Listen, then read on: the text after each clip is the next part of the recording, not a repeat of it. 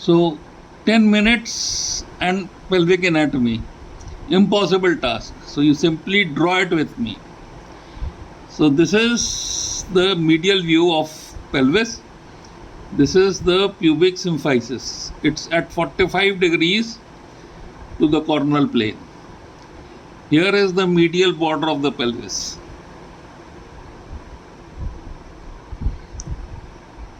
Here is the auricular process. And here is the greater sciatic notch, the ischial spine. And here you have the ischial tuberosity and the ischiopubic ramus. This is the obturator foramen. Now we begin from here. First is the pubic crest, attachment of pyramidalis, then the pubic tubercle, then the notch for the artery, vein and nerve, then the pectineal eminence, then the anteroinferior spine, then the anterosuperior spine and the iliac crest. Here we put the sacrum. Here is the sacrotuberous ligament. Here is the sacrospinous ligament. So now, from the anterior superior iliac spine to the pubic tubercle is the inguinal ligament.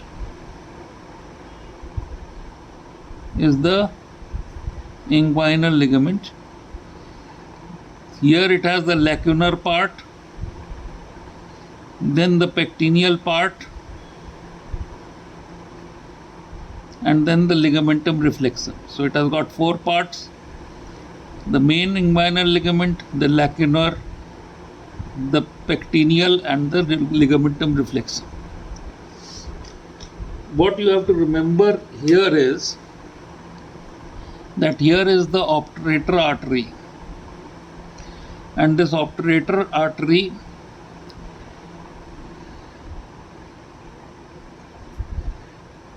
fuses with the branch of the inferior epigastric, which lies in this lacunar ligament, crosses this and goes into the abnormal to this obturator artery. This artery is called as the accessory or the abnormal obturator artery, this one. And this artery, when you approach the fractures through this pectineal eminence, this artery is endangered. It is called as corona mortis. Because it bleeds from both ends, from this end and from this end. So you have to be careful about ligating this artery when you are trying to put a plate across a fracture in the pectineal eminence.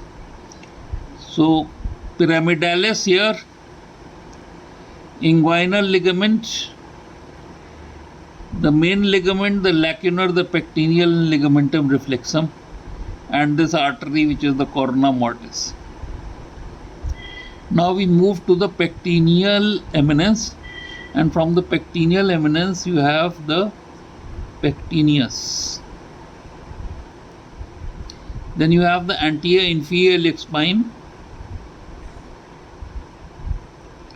and from this you have the Y-shaped ligament of Bigelow, which is also called as the iliofemoral ligament.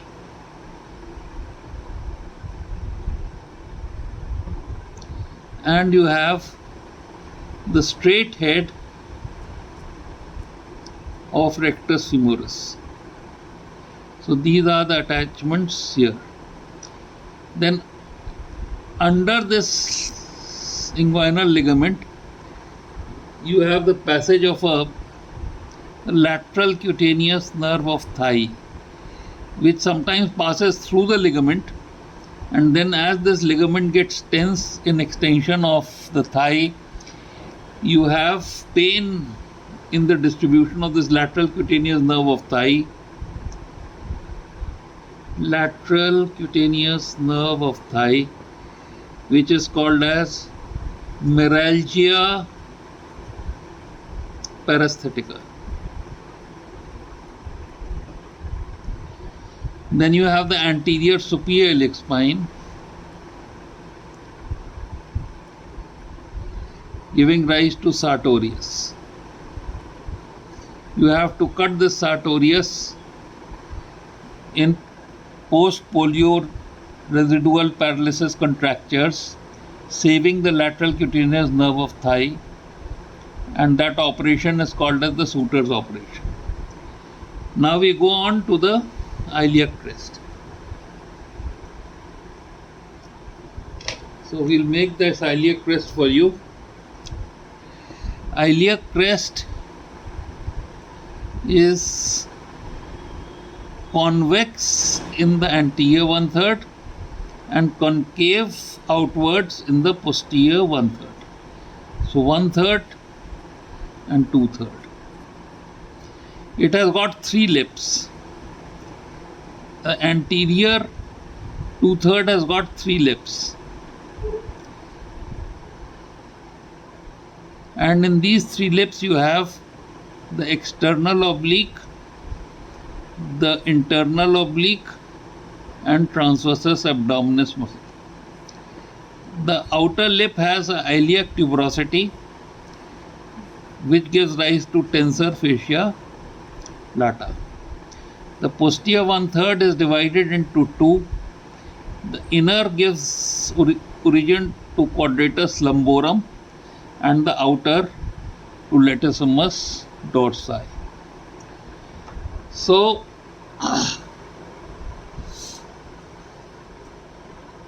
this is the iliac crest. Then we come to this auricular process, and sacrum articulates in this auricular process. There is a dorsal tuberosity here, and this dorsal tuberosity gives rise to dorsal sacro-iliac ligament. All right. Then from the sacrum, what passes through the greater sciatic notch? So from the sacrum arises the piriformis muscle, which passes through this greater sciatic notch. And therefore, if we enumerate these structures that pass, you have piriformis. Above the piriformis, you have the superior gluteal artery, vein, and nerve. Below it, you have the inferior gluteal artery, vein, and nerve, 3 nerves, and pin structures. The 3 nerves are sciatic, posterior cutaneous nerve of thigh, and nerve to quadratus femoris. So these are the structures that pass through the greater sciatic notch. Then you have a muscle, you have a membrane, which is called as the obturator membrane, and the obturator artery, vein, and nerve. Artery, vein, and nerve. These pass through this obturator foramen.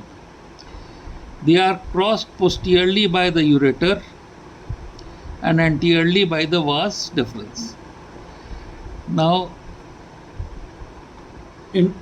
internal to this obturator membrane is a muscle which is called as the obturator internus, and this obturator internus goes out through the lesser sciatic notch, and here you have the ischial spine, and that gives rise to the sacrospinous ligament.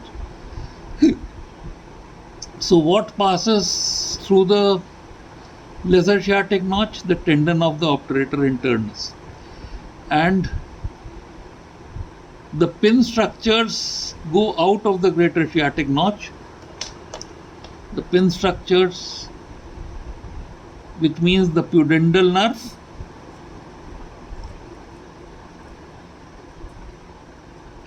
internal pudendal artery, and nerve to obturator internus. These get out from this greater sciatic notch and re-enter here through the lesser sciatic notch, and they lie along this ischial tuberosity like this in a canal which is called as the Aliac canal.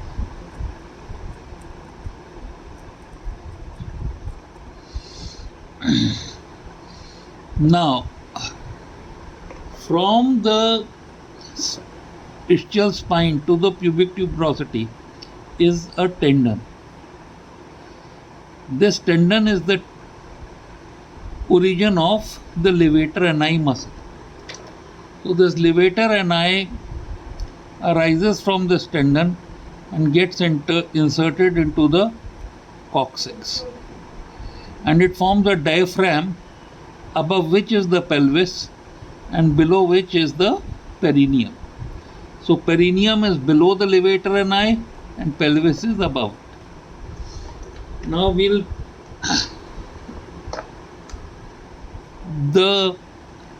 this part of the perineum is called as the anal triangle, and this part is called as the Eurogenital Triangle. If you want to look at it from in front, if you want to look at this from in front, it will be pubic symphysis here, and this will be the Eurogenital Triangle, and here will be the ischial tuberosities, and here is the coccyx, so this will be the anal triangle. So there is a central membrane. There is a central membrane attached to the ischiopubic ramus. This is called as the perennial membrane. And this perennial membrane, we'll make it here like this. And in the center you have the perineal body. And this is the Eurogenital Triangle. So urethra in front and vagina behind emerge out of this perineal membrane. If you look at it, the section like this, there is a superior fascia of the pelvic of the perineal diaphragm, and there is the inferior fascia. And this forms the deep perineal pouch, and this forms the superficial perineal pouch. And this fascia goes into the penis and then into the abdomen. So in the penis it is called as the Colles fascia, and here it is called the Scarpa's fascia. So this much up to here. Then through this notch, you have the lymph node of Clockway, and you have the vein, the artery, the vein, the artery, and the nerve. Vein, artery, and nerve. Femoral vein, artery, and nerve.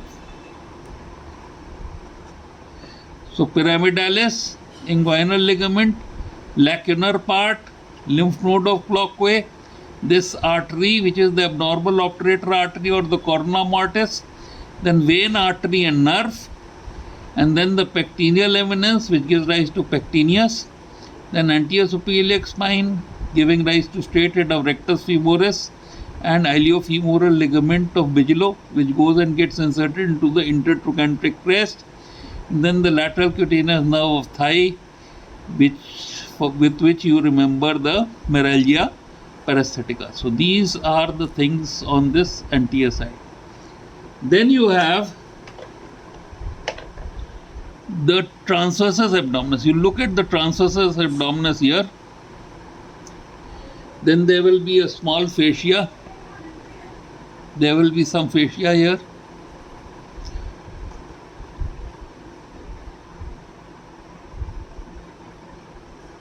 and then there will be the quadratus lumborum. So through this fascia you can enter the iliac fossa, and this fascia is called as the lumbar triangle of Petit. You approach the kidney through this, and you approach the psoas abscess through this. So here we'll make the pectineus here, the psoas here, which is coming from the spine, and the iliacus here. This completes the medial view of the pelvis.